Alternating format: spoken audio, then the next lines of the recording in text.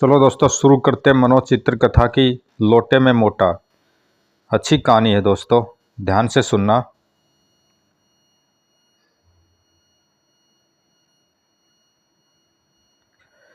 बहुत समय पूर्व की बात है। किसी शहर में ईरामणी नाम का एक लकड़हारा रहता था। उसकी एकमात्र संतान थी जिसका नाम माताराम था। माताराम खाने का बहुत शौकीन था। लकड़हारा गरीब होने के कारण उसकी इस इच्छा को पूरा नहीं कर पाता था। अतः माताराम आए दिन कोई न कोई शरारत करके अपनी इस इच्छा को पूरी किया करता था। एक दिन, मोटू राम, हमारी दुकान में माल खत्म हो चुका है। मेरा नाम माताराम है लाला जी, अतः आप मुझे माताराम कहकर ही पुकारे। तुम्हारा नाम माताराम हो या पिताराम, लाओ जेब ढीली करो। जेब ढीली करूं? अरे अभी मैंने खाया ही क्या है, अभी तो सिर्फ स्वाद लिया है, खाऊंगा तो अब क्या खाओगे तुम? मेरी दुकान में बचा ही क्या है, अब तो बस तुम मुझे ही खा लो। राम राम, कैसी बातें करते हो लाला जी, मैं मांसाहारी नहीं शाकाहारी हूँ। शाकाहारी के बच्चे, देखता नहीं मेरी दुकान खाली हो चुकी है। तेरा पेट भरने के लिए अब और सामान कहाँ से लाऊं? जाओ जाकर कोई और दुकान देखो।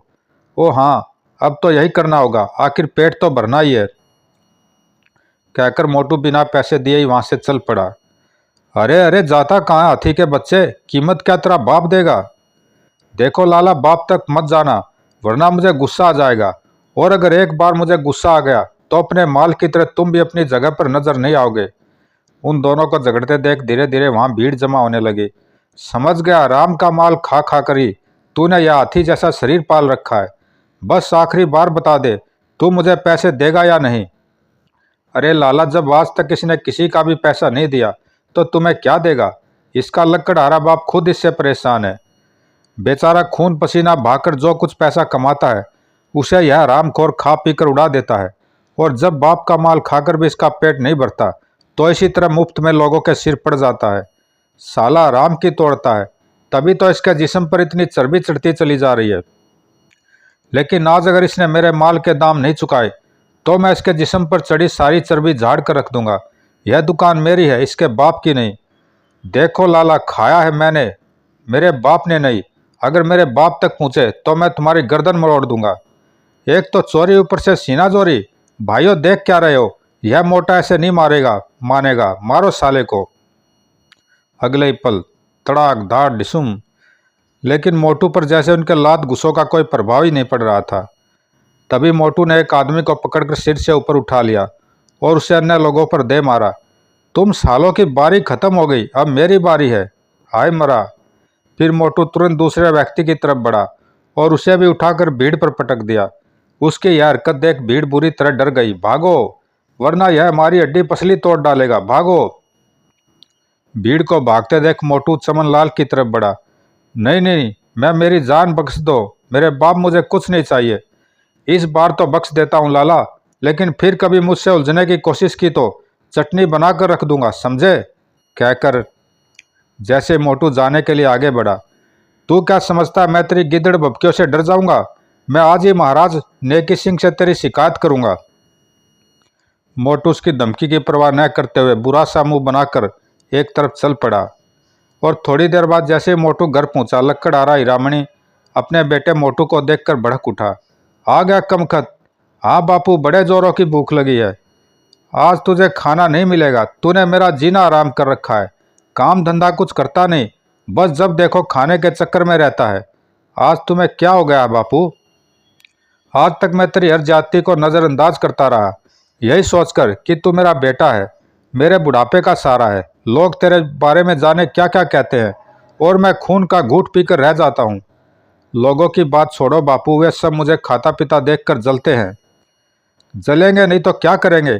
दूसरों का माल मुफ्त में खा जाता है, और जब कोई पैसे मांगता है तो उसे मार डालने की धमकी देता है।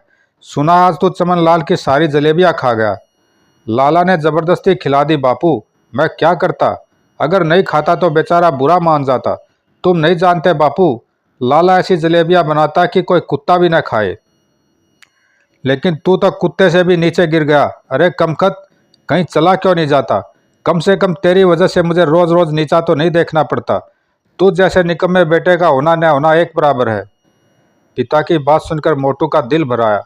बापू, काश यह बात तुमने बहुत पहले कह दी होती, तो आज मैं जिंदा न होता या कुछ बन गया होता। मैं जा रहा हूँ बापू, अब मैं भी तुम पर बोझ बनकर जीना नहीं चाहता।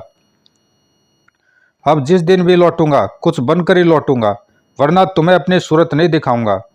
मोटू ने अभी इतना ही कहा था कि बाहर कुछ घुड़सवारों के रुकने की आहट सुनाई दी। मोटू चौंक कर तेजी से बाहर निकला।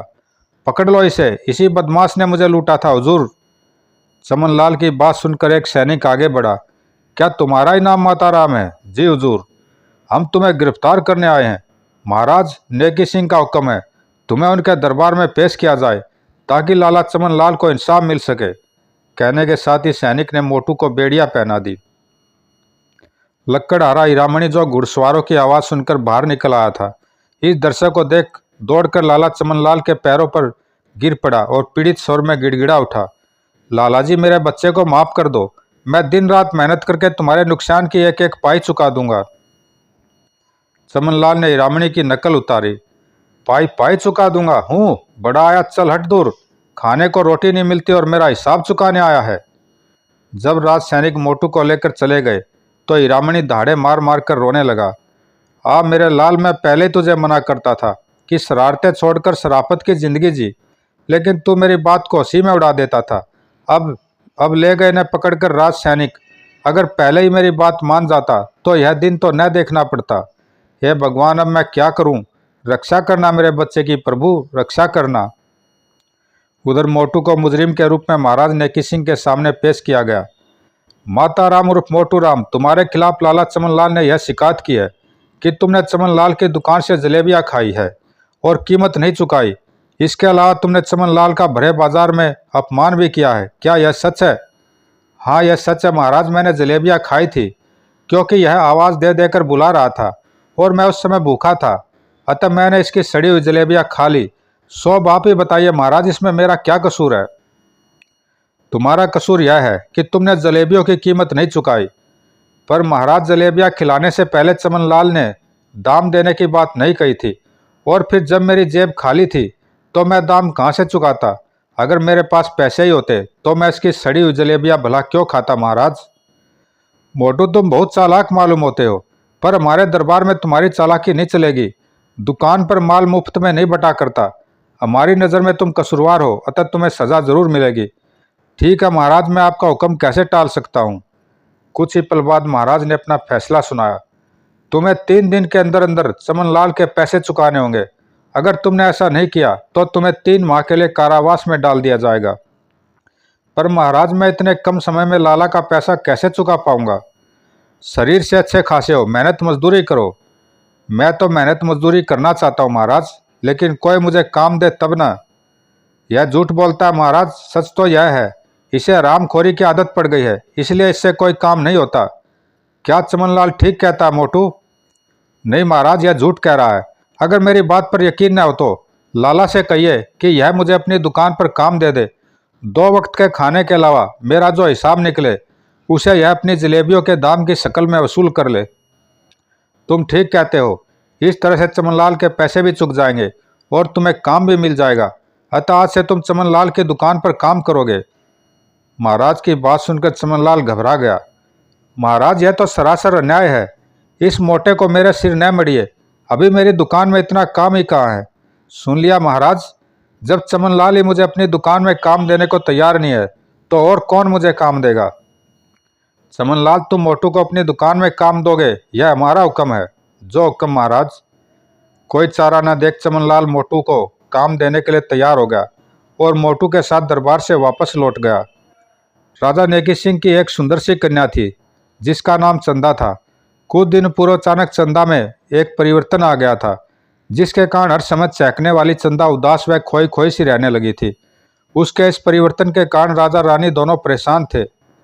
बेटी, तुम हर समय इतनी उदास क्यों रहती हो? मुझे बताओ ना, क्या कारण है?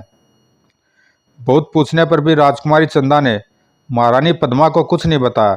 राजा ने भी राजकुमारी की उदासी का पता लगाने के लिए अनेकों प्रयास किए, किंतु विफलता ही हाथ लगी। एक दिन, महाराज, क्यों न हम एक प्रयास और करके देखें, शायद कुछ सफलता हाथ लग ही जाए। मैं समझा नहीं गुरुदेव, अब और क्या हो सकता है? क्यों न यह ढिंडोरा पिटवा दिया जाए कि जो भी राजकुमारी की उदासी का कारण जानकर राजकुमारी की खुशी वापस लौटाएगा। उसके साथ राजकुमारी का विवाह कर दिया जाएगा और उसे आधा राजपाट भी सौंप दिया जाएगा। ठीक है, जैसा आप उचित समझे गुरुदेव, हमें कोई ऐतराज नहीं है। उधर मोटू सारा दिन चमनलाल की दुकान पर काम करता और जी भरकर खाने पर हाथ साफ किया करता था। उसे इस तरह खाते देख चमनलाल का खून जल जाता था। तू तो एक दिन मेरा दिवाला निकाल कर ही रहेगा सत्यानाशी। अरे लाला, सारा दिन काम कराते हो, उस पर कम से कम 2 वक्त की रोटी तो चैन से खा लेने दिया करो। फिर अगर पेट भर खाऊंगा नहीं तो काम कैसे करूंगा। अब मैंने तुझसे कोई काम नहीं करवाना, चूक गया मेरा कर्जा। मेरे बाप की तौबा, जो मैं अब कभी महाराज के पास तेरी शिकायत लेकर जाऊं। तभी चमनलाल की पत्नी भगवती वहां आई। क्यों आप इस बेचारे को पेट भर खाने नहीं देते? बेटा, तुम लाला जी की बातों का बुरा न मानना। यह जुबान के बुरे जरूर हैं, पर दिल के बुरे नहीं हैं। तुम आराम से पेट भरकर खाना खाओ। अपनी पत्नी की बात सुनकर लाला जी की आंखों में गहन आश्चर्य के भाव लहरा उठे। उसकी समझ में नहीं आया कि उसकी कंजूस पत्नी आज मोटू पर इतनी मेहरबान क्यों हो रही थी। अतः वह चिढ़कर बोला, मैं देखता हूँ अब यह कैसे खाता है। मैं इसे यहाँ एक पल भी नहीं टिकने दूंगा। और चमनलाल ने मोटू के सामने से खाने की थाली उठा ली। यह क्या कर रहे हो जी? जानते नहीं खाने वाले के आगे से थाली उठाना कितना बड़ा पाप है। मैं किसी पाप पुण्य को नहीं जानता। मैं तो सिर्फ इतना जानता हूँ कि अगर यह मोटा इस घर में कुछ दिन और रह गया तो हमारे भूखों मरने की नौबत आ जाएगी। तभी चमनलाल की पत्नी ने उसके कान में न जाने क्या कहा कि चमनलाल के चेहरे पर एकदम रौनक आ गई और कुछ ही क्षणों में चमनलाल का व्यवहार मोटू के प्रति एकदम बदल गया। हाँ हाँ बेटे, यह ठीक ही कह रही है। मैं तो तुमसे मजाक कर रहा था। लो खाओ, पेट भरकर खाओ। अरे यह चमनलाल को एकदम से क्या हो गया है जो मुझ पर इतना मेहरबान हो रहा है। उसे हैरत में पड़े देख। अरे बेटा, तुम किस सोच में पड़ गए? चलो खाना खाओ। वो समझा शायद तुम्हें मेरे सामने खाने में शर्म आ रही है। लो मैं बाहर चला जाता हूँ। चमनलाल अपनी पत्नी के साथ बाहर आंगन में आकर बैठ गया। अच्छा आप बताओ, इस मुसीबत से छुटकारा पाने का क्या उपाय सोचा है? बड़ा ही आसान उपाय है जी। अब पहेलियां ही बुझाती रहोगी या कुछ साफ साफ कहोगी भी? तो सुनो, तुमने यह तो सुना ही होगा कि महाराज ने क्या डिंडोरा पिटवाया है। हाँ सुना है कि जो राजकुमारी की उदासी का कारण पता लगाकर उसकी खुशी वापस लाएगा उसे महाराज अपना आधा राजपाट सौंप देंगे और राजकुमारी की शादी भी उसी से कर देंगे। हाँ, साथ ही यह भी आदेश दिया है कि जो अपने इस प्रयास में असफल होगा उसका सिर धड़ से अलग कर दिया जाएगा। तो फिर क्यों न मोटू को किसी तरह राजमहल भेज दे। जब मोटू राजकुमारी की उदासी का कारण पता नहीं लगा पाएगा तो महाराज उसका सिर काट देंगे और हमारा उससे पीछा छूट जाएगा। उपाय तो तुमने ठीक सोचा है भगवान, पर यह मोटा बहुत चालाक है। यह वहां जाने को कदापि तैयार नहीं होगा। फिर जब यह यहाँ मुफ्त की तोड़ रहा है तो भला उसे क्या पड़ी है जो यहाँ से जाएगा। यह बात तो मुझ पर छोड़ दो, लालच बुरी बला होती है। मैं उसे बहला फुसला कर अवश्य राजमहल भेज दूंगी और अब तुम्हें वही करना होगा जो मैं कहूंगी, ठीक है?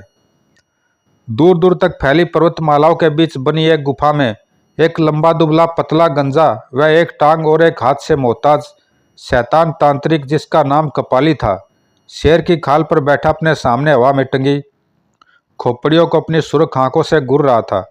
उसके ठीक सामने एक चबूतरा था, उस पर भी एक नरमुंड रखा था। तभी अचानक कपाली के होठ कपकपाने लगे और वह अपनी एक टांग पर उठकर पागलों की तरह नाचने लगा। नाचते नाचते वह एक खोपड़ी के पास जाकर रुका। हे मेरे शैतान फरिश्ते, मैंने तेरी बहुत सेवा की है, अब तुझे मेरी मदद करनी होगी। तू जानता है एक हाथ और एक टांग चले जाने से मैं बहुत कमज़ोर हो गया हूँ और मेरी यह हालत बोकारू ने की है। यही नहीं, उसने सोने का वह जादुई रथ भी प्राप्त कर लिया है जिसे मैं पाना चाहता था और हीरो की घाटी का स्वामी भी बन बैठा है। मैं उससे बदला लेना चाहता हूँ, तुम मेरी मदद करो। हा हा कपाली, तू बोकारू से बदला नहीं ले सकता क्योंकि बोकारू तुझसे कहीं ज़्यादा शक्तिशाली है और फिर उसकी मौत तेरे हाथ से नहीं किसी और के हाथ से होगी।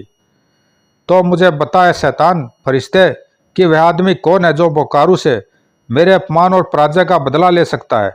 मैं जल्द से जल्द हीरो की घाटी का स्वामी बनना चाहता हूँ और सोने का जादुई रथ पाना चाहता हूँ। अरे मूर्ख, तेरी यह इच्छा अत्यधिक खतरनाक है, अब भी समय है, यह इरादा छोड़ दे। नहीं शैतान फरिश्ते, यह इरादा मैं कभी नहीं छोड़ सकता, चाहे मुझे इसके लिए अपनी जान ही क्यों न देनी पड़े। अगर तेरी यही जिद है तो सुन, बहुत जल्दी एक युवक हीरो की घाटी पहुंचने में कामयाब हो जाएगा। यही नहीं, बोकारू की मौत भी उसके ही हाथ होगी। अतः बोकारू के मरते ही तुम उस युवक को खत्म कर देना, इस तरह तेरी इच्छा पूरी हो जाएगी। परंतु परंतु क्या शैतान फरिश्ते, हीरो की घाटी में जाने वाले उस युवक को यह पता नहीं लगना चाहिए कि तू कौन है और तेरा क्या इरादा है। जब तक वह हीरो की घाटी में नहीं पहुंच जाता, तुझे उसके साथ रहना होगा या उसका पीछा करना होगा, साथ ही तुझे उसकी रक्षा भी करनी होगी। बोकारू की मौत के बाद तू उसे मार देना, बस तेरी मनोकामना पूरी हो जाएगी। शैतान फरिश्ते, तूने मेरी सारी चिंताएं हल कर दी। अब इतना और बता दे कि वह युवक कौन है और मुझे कहाँ मिलेगा। तभी खोपड़ी का मुंह धीरे धीरे खुलने लगा और उसके मुंह से अचानक ही रोशनी फैलने लगी। उस रोशनी में एक सूरत उभर कर कपाली के सामने आई। कपाली बड़े ध्यान से उस सूरत को देख रहा था। खोपड़ी के मुंह से नजर आने वाली सूरत को उसने अपने दिमाग में उतार लिया। कुछ ही क्षण बाद खोपड़ी का मुंह स्वयं बंद हो गया और उसमें से स्वर उभरा। अब तुझे यह वादा करना होगा कि जैसे तेरी मनोकामना पूरी होगी तू मुझे आज़ाद कर देगा। अगर मैंने तुझे आज़ाद कर दिया तो तू मुझे कभी भी नुकसान पहुंचा सकता है। दुष्ट मक्कार, मैं अब कभी तेरे सामने प्रकट नहीं होऊंगा और तेरी कोई मदद नहीं करूंगा। खामोश, जब तक तू मेरी कैद में है तुझे मेरी आवाज़ पर आना ही होगा और तू वही करेगा जो मैं कहूँगा। हा हा। उसी समय खोपड़ी की आंखों की रोशनी क्षीण होने लगी। कुछ क्षण बाद वह धीरे धीरे नीचे उतरती हुई चबूतरे पर आ गई। फिर कपाली ने वहां रखा चमड़े का विचित्र सा झोला उठाया और गुफा के द्वार की तरफ बढ़ गया। और जैसे ही कपाली गुफा से बाहर निकला, हा हा हा हा, उधर चमनलाल की पत्नी मोटू के सामने झूठे आंसू बहा रही थी। अरे चाची, तुम्हारी आंखों में आंसू? हाँ बेटा, आज मैं बहुत दुखी हूँ। तुम तो जानते हो मेरी कोई औलाद नहीं है, अतः जब से तुम आए हो मैंने तुम्हें ही अपना बेटा समझा है। तो इसमें दुखी होने की क्या बात है चाची? तुम्हें माँ के रूप में पाकर तो मैं धन्य हो जाऊंगा, क्योंकि मुझे भी बचपन से माँ का प्यार नहीं मिला। मेरे दुख का कारण यह है बेटा कि जब तेरे चाचा तुझे खाते पीते टोकते हैं तो मुझे अच्छा नहीं लगता। वे तुझे निकम्मा और पेटू भी कहते हैं। कहते हैं तो कहने दो चाची, मुझे उनका कहना बुरा नहीं लगता।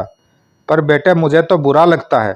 आखिर माँ हूं ना तेरी। मैं चाहती हूँ कि तू कुछ ऐसा करके दिखाए कि तेरे चाचा का मुंह बंद हो जाए, तब मैं भी उनसे शान से कह सकूं कि तू मेरा बेटा है। मोटू भगवती की मीठी मीठी बातों में आ गया। तुम ठीक कहती हो चाची, मेरे बापू भी इसी वजह से मुझसे दुखी रहते हैं, पर मैं क्या करूं? ऐसा कोई विशेष काम भी तो नहीं है जिसे करके मैं दुनिया में नाम कमा सकूं। मैं भी कुछ करके दिखाना चाहता हूं चाची। काम क्यों नहीं है बेटे, मेरी नज़र में है एक ऐसा काम जिसे अगर तूने कर दिया तो तू न केवल राजगद्दी का मालिक बन जाएगा, बल्कि राजकुमारी का विवाह भी तेरे साथ हो जाएगा। मोटू ने चौंक कर उसकी तरफ देखा। राजकुमारी से विवाह, राजगद्दी का मालिक? तो तुम क्या कह रही हो चाची? अगर महाराज तक यह बात पहुंच गई तो तुम्हारे साथ साथ मेरी भी खैर नहीं। तू फिक्र मत कर और ध्यान लगा कर सुन। और भगवती ने मोटू को सारी बात बता दी। ठीक है चाची, अगर यह बात है तो मैं आज ही राजमहल जाऊंगा, परंतु इस वेश में भला मुझे महल में दाखिल कौन होने देगा? चाची, मुझे कुछ अच्छे व ढंग के कपड़े पहनने होंगे, जबकि मेरे पास एक फूटी कौड़ी भी नहीं है। अभी तेरी चाची जिंदा है, तू कपड़ों की चिंता न कर। मैंने पहले से ही तेरे नाप के कपड़े सिलवा रखे हैं। उन कपड़ों में तू सचमुच किसी देश का राजकुमार लगेगा। इतना कहकर भगवती दूसरे कमरे में चली गई। कुछ ही देर में वह नए कपड़े लेकर मोटू के सामने प्रकट हुई। उन नए कपड़ों को देखकर मोटू का चेहरा खुशी से खिल उठा। आहा! उन सुंदर कपड़ों को पहनकर मोटू सबसे पहले अपने पिता के पास पहुंचा। वह उसे नए कपड़ों में देखकर बुरी तरह चौंका। माताराम, मेरे बेटे, यह मैं क्या देख रहा हूँ? मैं तो सोच भी नहीं सकता था कि तू इतना बदल जाएगा। क्या तू कोई काम करने लगा है? बापू, तुमने मुझे हमेशा ही निकम्मा समझा। अब देखना मैं क्या करता हूँ। जल्दी ही मैं आधे राजपाट का मालिक बन जाऊंगा। हर तरफ मेरा नाम होगा और दुनिया की हर खुशी मेरे कदमों में होगी। तब मैं तुम्हें लकड़ी काटने का काम भी नहीं करने दूंगा। यह क्या कह रहा है तू? कहीं पागल तो नहीं हो गया है? पहले यह बता, तुझे यह कपड़े कहाँ से मिले जो तूने पहन रखे हैं। पहले तो मोटू अपने पिता के प्रश्नों को सुनकर मन ही मन बौखला उठा, फिर सारी बात बता दी। बेटे, क्यों जानबूझकर अपनी जान का दुश्मन बन रहा है? जो काम बड़े बड़े ज्ञानी ध्यानी नहीं कर सके उसे तू कैसे करेगा? अतः राजा बनने का ख्याल अपने दिल से निकाल दे। बापू, तुम मुझे हमेशा इसी तरह डराते रहे, तभी तो मैं निकम्मा बनकर रह गया। जो काम ज्ञानी ध्यानी नहीं कर सके उसे अब मैं करूंगा। बापू, अपनी जिद छोड़ दे मेरे बेटे, शायद किसी ने तुझे बहका दिया है। मेरी बात मान ले, राज दरबार में जाकर अपनी मौत को दावत मत दे। नहीं बापू नहीं, मैं राज दरबार में अवश्य जाऊंगा। मोटू की जिद के आगे आखिर हीरामणि को अपनी हार माननी पड़ी। ठीक है, अगर तू नहीं मानता तो यही बैठ, मैं अभी आता हूँ। थोड़ी देर बाद हीरामणि अपने हाथ में एक तलवार और हीरे का हार लेकर वहां पहुंचा। यह लो बेटा, अपनी अमानत, जिसे मैंने बरसों अपने पास संभाल कर रखा है। यह हीरे का हार और तलवार मेरी अमानत, यह क्या कह रहे हो बापू? माताराम के पूर्ण बापू कहने पर हीरामणि कह उठा, नहीं नहीं, मुझे बापू मत कहो, मैं तुम्हारा बापू नहीं हूँ। अपने पिता का यह व्यवहार मोटू की समझ में नहीं आया और वह फटी फटी आंखों से हीरामणि को निहारता चला गया। जानता हूं तुम्हें हैरानी हो रही है यह सोचकर कि मैं ऐसी बातें क्यों कर रहा हूं, तो सुनो, आज मैं तुम्हें तुम्हारी असलियत बता ही देता हूं, क्योंकि अब वह समय आ गया है जब तुम्हें तुम्हारी असलियत बता दी जाए। वास्तव में मैं तुम्हारा कोई नहीं हूं। यह सुनकर मोटू के दिल पर चोट पहुंची और वह चीख कर खड़ा हो गया। नहीं नहीं बापू, यह तुम क्या कह रहे हो? शायद यह सब कुछ तुम इसलिए कह रहे हो कि अगर मैं कभी आधे राजपाट का मालिक बन जाऊं तो कोई मुझे यह न कह सके कि मैं एक गरीब लकड़हारे का बेटा हूं। नहीं, ऐसी कोई बात नहीं है। मैं जो कह रहा हूं वह सच है। तुम मेरे बेटे नहीं हो। 20 वर्ष पहले तुम मुझे एक लोटे में पड़े मिले थे। तब मैं जंगल से लौट रहा था। रास्ते में एक छोटी सी नदी पड़ती थी। घर लौटते समय मैं रोज उस नदी को पार करके आता था। उस शाम जब मैं नदी पार कर रहा था तो अचानक मेरी नज़र पानी के ऊपर तैरते एक लोटे पर पड़ी। लोटे का मुंह बंद था। लोटे को पानी में तैरता देख मैंने अपने सिर पर लदा लकड़ी का गट्ठर नदी में फेंक दिया और लोटे को उठा लिया। जरूर लोटे में सरफियाँ होंगी। लोटे में काफ़ी वजन था। मैं मन ही मन बहुत खुश हो रहा था कि अब मेरी गरीबी और दरिद्रता से हमेशा हमेशा के लिए नाता टूट जाएगा। नदी पार कर मैंने राहत की सांस ली और वही जमीन पर बैठ लोहे के मुंह पर बंधा कपड़ा हटा दिया। कपड़ा हटते मैं आश्चर्य और डर से उछल पड़ा। कुछ ही देर बाद वह बालक हाथों और घुटनों के बल रेंगता हुआ लोटे से बाहर आकर खड़ा हो गया और मुझे देखकर किलकारी मारने लगा। उसे किलकारी मारते देख जब मेरा डर कुछ कम हुआ तो मैंने उसे अपनी बाहों में उठा लिया। तभी मेरा ध्यान उस लोटे की तरफ गया। वहाँ हीरे का हार जगमगा रहा था।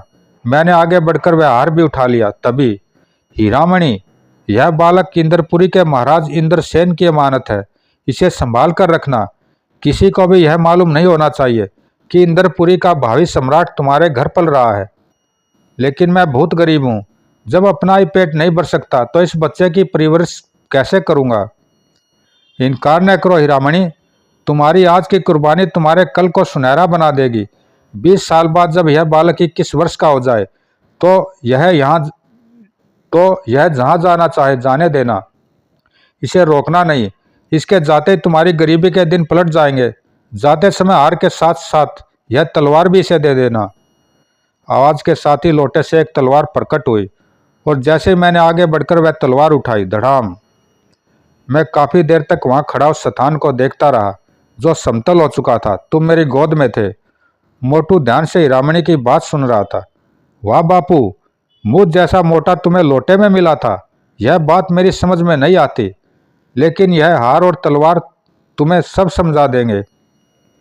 फिर जैसे वह तलवार व हार मोटू के हाथ में आए, एक आवाज मोटू के कानों में गूंज उठी, बेटे, यह हार और तलवार अब तुम हमेशा अपने पास रखना। यह तलवार तुम्हारे पूर्वजों की चमत्कारी तलवार है। यह हर बुरे समय में तुम्हारी रक्षा करेगी। यही नहीं, इस हार के तुम्हारे पास रहते तुम बहुत सी अलौकिक शक्तियों के स्वामी बन जाओगे। हम एक हैवान के चंगुल में फंस चुके हैं जिसने तुम्हारी माँ की हत्या की थी। अब वह हमारी भी हत्या करना चाहता है, पर जब तक यह तलवार उसके पास नहीं है वह हमारा कुछ नहीं बिगाड़ सकता। अब तुम बड़े हो चुके हो। अतः अपने पिता यानी हमें उस हैवान से बचाकर अपना पुत्र होने का कर्तव्य निभाओ। इसके साथ ही आवाज़ खामोश हो गई। तभी मोटू ने चौंक कर हीरामणी से पूछा, तुमने कुछ सुना बापू? नहीं तो बेटा। मैंने तो कुछ नहीं सुना, क्या तुझे कुछ सुनाई दिया? हाँ बापू, कहकर मोटू ने अदृश्य आवाज़ की बात हीरामणी को बता दी और बोला, बापू आज तक आपने अपना फर्ज निभाया, अब मैं अपना फर्ज निभाऊंगा। हमारे पिताजी ने जो आश्वासन 20 वर्ष पहले तुम्हें दिया था वह अब पूरा होगा। आज के बाद तुम गरीब नहीं रहोगे बापू। धन्य हो युवराज, कहकर ही रामनी रामनी मोटू के चरणों में गिर पड़ा। हीरामणी मोटू के चरणों में गिर पड़ा। युवराज मोटू ने उसे प्यार से उठाकर अपने सीने से लगाया और कहा, बापू यह क्या कर रहे हो? एक बेटे के पैर पकड़कर उसे पाप का भागी बना रहे हो। अच्छा विदा दो। उसके बाहर निकलते ही हीरामणी के सामने देखते देखते असरफियों का ढेर लग गया। यह उन अलौकिक शक्तियों का ही प्रभाव था जो हार द्वारा मोटू को प्राप्त हुई थी। हीरामणी से विदा ले मोटूराम महाराज नेकी सिंह के राजमहल पहुंचा और द्वारपाल द्वारा महाराज के पास अपने आने की सूचना भिजवाई। महाराज की जय हो। कहो द्वारपाल, क्या खबर लाए हो?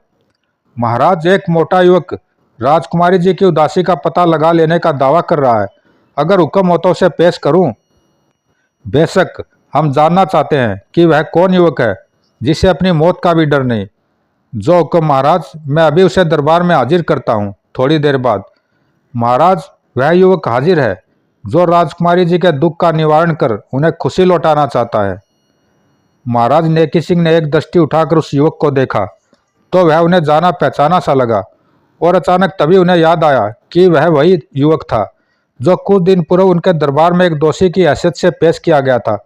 महाराज उस युवक को देखकर गुस्से से भड़क उठे। क्या तुम जानते हो, यदि तुम्हें इस कार्य में सफलता नहीं मिली तो परिणाम क्या होगा?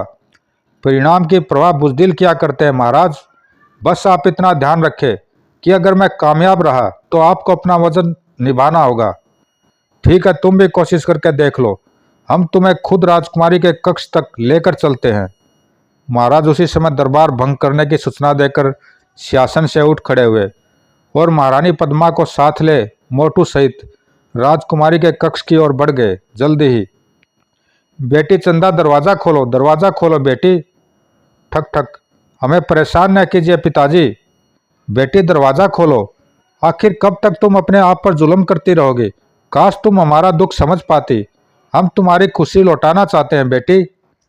अब मुझे कभी कोई खुशी नहीं मिल सकती। मैं जानती हूँ मेरी इच्छा मेरी सांसों के साथ ही टूट जाएगी। मैं किसी को कुछ नहीं बताऊंगी। ठीक है बेटी, अगर तुम्हारी यही मर्जी है तो हम तुमसे कुछ नहीं पूछेंगे।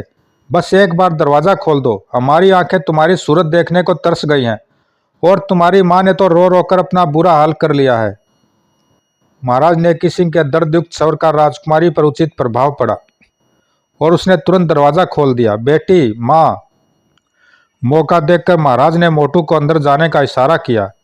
क्या कौन हो तुम? मेरे कक्ष में दाखिल होने की तुम्हारी हिम्मत कैसे हुई? राजकुमारी जी, मैं आपके दुख का कारण जानना चाहता हूँ और उसका निवारण करने आया हूँ। क्या जानते हो तुम मेरे दुख के बारे में? सब कुछ जानता हूँ, पर सबकी उपस्थिति में मैं वह राज नहीं खोलना चाहता जिसे आज तक आप छुपाती रही हैं। फिर वह महाराज की तरफ घुमा। महाराज, बेहतर होगा यदि आप हमें एकांत में रहने दें। ठीक है, जैसा तुम उचित समझो। महाराज और महारानी उन्हें छोड़कर बाहर चले गए। उनके जाने के बाद मोटू ने अंदर से दरवाज़ा बंद कर लिया। अगर तुम समझते हो कि मैं तुम्हें अपने दिल की बात बता दूंगी तो यह तुम्हारी भूल है। तुमसे पहले भी कई युवक इस संबंध में कोशिश करके मौत के मुंह में जा चुके हैं। मैं कोशिश करने नहीं बल्कि यह बताने आया हूँ कि मैं वही हूँ जिसका तुम्हें इंतजार था। मैं तुम्हें यह हार भेंट में देने के लिए लाया हूँ। हार पर नजर पड़ते ही एकाक राजकुमारी का चेहरा खुशी से दमक उठा। यह हार तुम्हें कहाँ से मिला? यह हार तो ठीक वैसा ही है जैसा। कहो चुप क्यों हो गई? बोलो, ऐसा हार तुमने कहाँ देखा था? उसकी बात का कोई उत्तर न देकर राजकुमारी बोली, अब मुझे विश्वास हो गया है कि तुम वही हो जिसका मुझे इंतजार था। तुम ही मेरी इच्छा पूरी कर सकते हो। ऐसी वह कौन सी इच्छा है तुम्हारी जिसे सिर्फ मैं ही पूरा कर सकता हूँ? फिर आज तक तुमने अपने मन का भेद किसी पर जाहिर क्यों नहीं किया? इसलिए कि अगर मैं किसी अन्य को यह बताती तो वह मेरी हंसी उड़ाता या फिर कोई सुंदर सपना कहकर टाल देता, क्योंकि स्वप्न देवता ने सपने में मुझे यही बताया था कि जिसके पास यह हीरे का हार होगा वही मेरी इच्छा पूरी कर सकेगा। तो फिर मुझे बताओ, तुम्हारी वह कौन सी इच्छा है जिसने तुमसे तुम्हारी सारी खुशियां छीन ली हैं? मैं सोने का वह जादुई रथ पाना चाहती हूँ जिसे मैंने राजमहल के उद्यान में विचरण करते समय आकाश मार्ग से होकर गुजरते देखा था। वह रथ सिर्फ तुम ही ला कर दे सकते हो। उस सोने के रथ को मैं जब तक पा नहीं लूंगी मुझे चैन नहीं आएगा। सोने का जादुई रथ? हाँ, लेकिन मैं यह नहीं जानती कि वह रथ कहाँ से आया था और कहाँ गया होगा। बोलो, क्या तुम मेरी यह इच्छा पूरी कर सकते हो? हाँ हाँ, क्यों नहीं। लेकिन युवराज मोटू अभी अपनी बात पूरी भी नहीं कर पाया था कि अचानक राजकुमारी का शरीर गहरे काले धुएं में घिर गया। जब धुआं साफ हुआ तो राजकुमारी अपने स्थान पर नहीं थी। अरे, राजकुमारी कहाँ गई? तभी मोटू के कानों में एक अदृश्य स्वर सुनाई पड़ा। हा हा हा, मूर्ख, राजकुमारी अब मेरी कैद में है और मैं उसे अपने साथ लिए जा रहा हूँ। राजकुमारी के गायब होने की खबर मिलते नेकी सिंह आग बबूला हो जाएगा। फिर तू राजमहल से बाहर नहीं जा सकेगा। इस तरह से मेरे रास्ते का काटा सवै ही मेरे रास्ते से निकल जाएगा। हा हा। इससे पहले कि मोटू कुछ समझ पाता, बाहर से दरवाजा पीटा जाने लगा। लगता है महाराज नेकी सिंह को राजकुमारी के गायब होने का पता लग गया है। अब मुझे क्या करना चाहिए? यदि जल्दी से दरवाजा न खोला तो तोड़ दिया जाएगा। खटखट। जब काफी देर तक दरवाजा न खुला तो देख क्या रहे हो, तोड़ दो दरवाजा। वह मोटा किसी भी हालत में बचकर नहीं जाना चाहिए। मोटू अभी अपने बचाव का उपाय सोच ही रहा था कि उसकी नजर पलंग के पास पड़े लोटे पर पड़ी। उस लोटे का आकार ठीक वैसा ही था जैसा हीरामणि ने वर्णन किया था। अरे, यह करामाती लोटा यहाँ कहाँ से आ गया? तभी, युवराज सोच क्या रहे हो? जल्दी से मेरे मुंह में अपने दोनों पैर डाल दो। और वह हैरत में डूबा लोटे के पास जा पहुंचा। फिर जैसे युवराज मोटू ने अपने दोनों पैर लोटे में डाले, वह पूरे का पूरा लोटे में समाता चला गया। इसके साथ ही उस पर बेहोशी सी छाती चली गई। अगले पल लोटे का मुंह अपने आप बंद हो गया। तभी कक्ष का द्वार शक्तिशाली चोटों को सहन न कर सकने के कारण लहराता हुआ जमीन पर आ गिरा और कई सैनिक हाथों में तलवार लिए भीतर दाखिल हो गए, लेकिन मोटू को वहां न पाकर हैरान रह गए। अरे कमाल है, वह मोटा कहाँ गया? दरवाजा तो बंद था। तभी कुछ सैनिकों की नजर लोटे पर पड़ी। घोर आश्चर्य! अरे देखो, वह लोटा किस तेजी से लुढ़क रहा है। उस समय तो सैनिकों के आश्चर्य की सीमा ही न रही जब वह लोटा महल की सीढ़ियां चढ़ता हुआ छत की तरफ दौड़ने लगा। सैनिक उस विचित्र दृश्य को देख मोटूराम और राजकुमारी को भूलकर उसके पीछे लपके। जल्दी वे छत पर पहुंच गए। थोड़ी देर बाद वह समय नजदीक था जब वे लोटे को पकड़ लेते। तभी एक चमत्कार हुआ। न जाने कहां से एक विशालकाय चील लोटे की ओर झपटी और अगले ही पल उधर दूर एक घाटी में चारों तरफ सांप ही सांप थे, जिन्हें देखते दहशत के मारे दम निकल जाए। सम्राट इंद्रसेन के इर्द गिर्द वे ऐसे घूम रहे थे जैसे चीनी के निकट चींटियां रेंगती है। सम्राट इंद्रसेन का जिस्म लोहे की बेड़ियों की बजाय सांपों से बंधा था। तभी, हा हा इंद्रसेन, अब भी अपनी जिद छोड़ दे। अगर तुम समझते हो कि तुम्हें मेरी कैद से मुक्ति मिल जाएगी तो यह तुम्हारी भूल है। तुम्हारी सहायता के लिए यहाँ कोई नहीं आएगा। जो आएगा उसे मेरे दूत मार देंगे। मैं तुम्हारी धमकियों से नहीं डरता, दुष्ट बोकारू। हूँ, रस्सी जल गई पर बल नहीं गए। अब भी समय है इंद्रसेन, मुझे बता दे कि वह जादुई तलवार तूने कहाँ छुपा रखी है। अगर तुमने वह तलवार मुझे दे दी तो यकीन करो मैं तुम्हें आजाद कर दूंगा। तू मेरी चिंता छोड़ बोकारू, अपनी चिंता कर, तेरा काल निकट आ रहा है। हा हा इंद्रसेन, मुझ में इतनी शक्ति है कि मैं अपने काल को भी जीत सकता हूँ। घमंडी का सिर हमेशा नीचा होता है बोकारू।